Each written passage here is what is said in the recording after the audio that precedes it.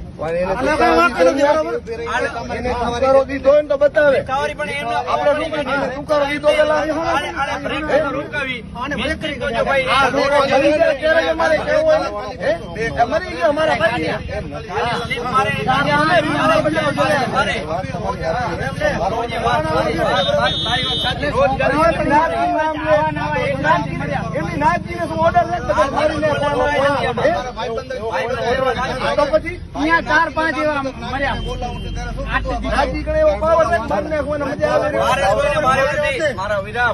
મારા ભાઈ હમણાં જ મહિનો નથી થયો, આજ ગાડી મારે ખાલી ઈ ગાડી ના મારે પણ મીઠાવાળી લાઈન લાગી જાય હમણાં 8 દિવસ પહેલા 2 જણા